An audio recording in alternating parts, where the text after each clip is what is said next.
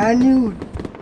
Assalamu alaikum mai saurare, barkanka da jimirin kasancewa tare da mu a yau wannan rana. Idan wannan ne farkon shigowarka wannan tasha tamu mai cike da ɗumbin albarka, za ka danna mana subscribe sannan ka danna mana alamar ƙararrawa domin samun ingantattun sahihan labaranmu da zarar mun ɗora. To fa mai saurare, ko ka san da cewa wannan jaruman nan ta Kannywood ibtila'i ya afka mata?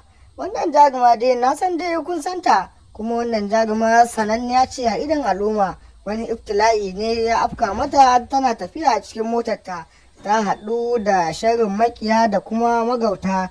Tana cikin tafiya akan hanyarta ta zuwa wani aikinsu. Allah ne ya haɗa ta da wasu magauta wanda aka zo aka watsa mata acid a fuska.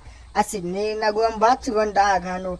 A yanzu dai haka wannan jaruma dai ba ta nan ƙasar, an fitar da ita ƙasar waje domin a je a nema mata magani. Ali Nuhu dai ya yi Allah wadai da wannan abin, saboda ya gayyace ta aiki ne wani aikinsa, kuma tana kan hanyar zuwa aikin nashi wannan ibtila'i ya faɗa mata.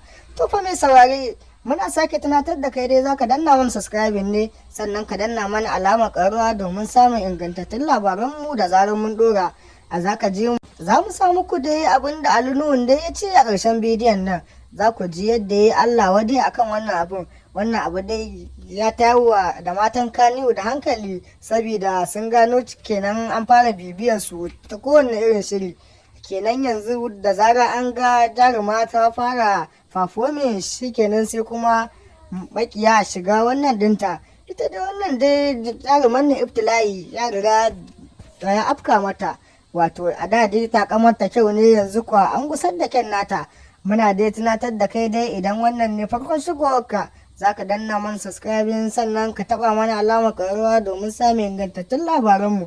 Za mu sa muku wa duk wani alhini da wani ɗan Kannywood ya shiga ciki a ƙarshen bidiyon nan. Kai dai mai saurare dai ka biyo mu ta wannan tasha tamu, za ka dinga jin mu da ingantattun labarai.